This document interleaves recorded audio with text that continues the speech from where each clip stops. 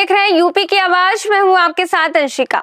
आइए नजर डालते हैं इस खबर की ओर। दिल्ली में कांग्रेस सांसद इमरान प्रतापगढ़ी ने पूर्व प्रधानमंत्री राजीव गांधी की 34वीं पुण्यतिथि पर कहा, सारा लहू बदन का जमी को पिला दिया, हम पर वतन का कर्ज था हमने चुका दिया।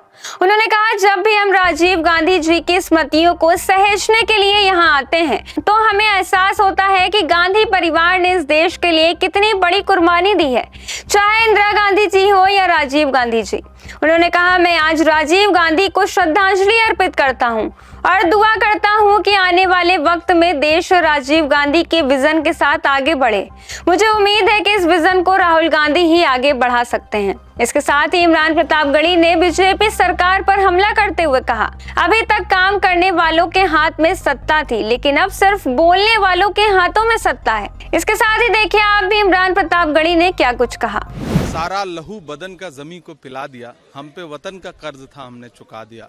हम राजीव गांधी जी की स्मृतियों को सहेजने के लिए जब भी यहाँ आते हैं तो हमें एहसास होता है कि कितनी बड़ी कुर्बानी गांधी परिवार ने इस देश के लिए दी है। इंदिरा गांधी जी हों, राजीव गांधी जी हों, और आज जब राहुल गांधी जी उस समाधि पे फूल अर्पित कर रहे थे तो मैं उनके मनोभाव महसूस कर रहा था और मुझे लगा कि जिस पिता ने इतनी बड़ी कुर्बानी दी है उसका बेटा इस देश में संविधान और लोकतंत्र को बचाने की कितनी बड़ी लड़ाई लड़ रहा है। हम सब आज राजीव जी को श्रद्धांजलि अर्पित करते हैं, खराज अकीदत पेश करते हैं और दुआ करते हैं कि आने वाले वक्त में देश राजीव गांधी का जो विजन था उस विजन के साथ आगे बढ़े और उस विजन को राहुल गांधी ही लेकर के आगे बढ़ सकते हैं। तो हम उम्मीद करते हैं कि हमारे यहाँ एक कहावत है कि बाढ़े पूत पिता के कर्मे, पिता के कर्मों की वजह से बेटा आगे बढ़ता है। तो राजीव जी की झलक राहुल गांधी जी में दिखाई पड़ती है और मुझे पूरा यकीन है कि आने वाले वक्त में राहुल जी इस देश को राजीव जी के विजन के साथ आगे लेकर के बढ़ेंगे। देखिए, अंतर तो बहुत आ गया है।